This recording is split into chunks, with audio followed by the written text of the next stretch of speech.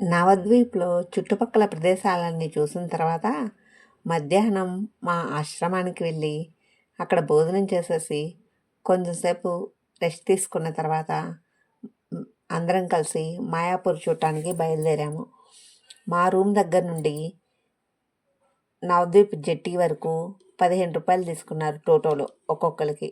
అక్కడి నుంచి మాయాపూర్ రావడానికి బోట్‌లో రూ. 15 టికెట్ తీసుకున్నారు. రూ. 5 లేకపోతే రూ. 10 అన్నది గుర్తులేదు. అది కూడా ఉందండి ఇంకొక బోటు. అదేమో బల్లకట్టులాగా. అందులో బైకులు అన్నీ అలో చేస్తున్నారు. కాకపోతే కొద్దిగా వర్షం వచ్చేలా ఉందని మేము మాత్రం ఈ బోట్‌లో వెళ్ళామనమాట. దాదాపు ఒక అరగంట సేపు, పావుగంట సేపు ప్రయాణం చేసినట్లున్నాం ఈ బోట్‌లో. అక్కడి నుంచి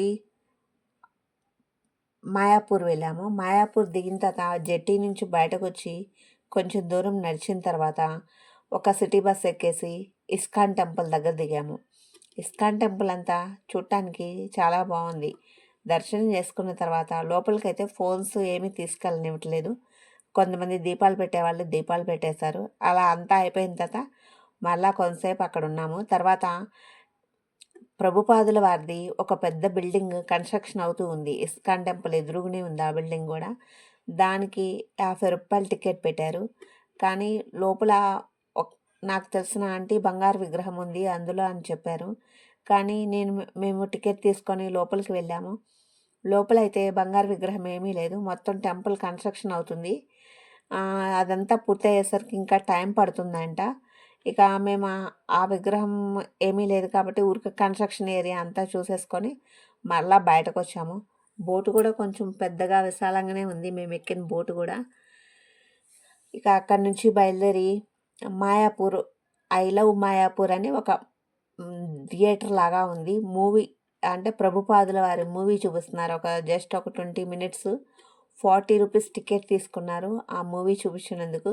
ప్రభుపాదుల వారు ఎలా జన్మించారు, సన్యాసం ఎలా తీసుకున్నారు అన్న దాని గురించి పెట్టారు. అది 3D మూవీ. ఒక గ్లోబ్ లాగా ఉంది. ఆ గ్లోబ్ లాగా ఉంది. దానిలో సీటింగ్ ఉంది. అందులో కూర్చొని చూడాలన్నమాట. కానీ చూడటానికి బాగుంది. దాని మీదేమో ఐ లవ్ మాయాపూర్ అక్షరాలు రాసున్నాయి.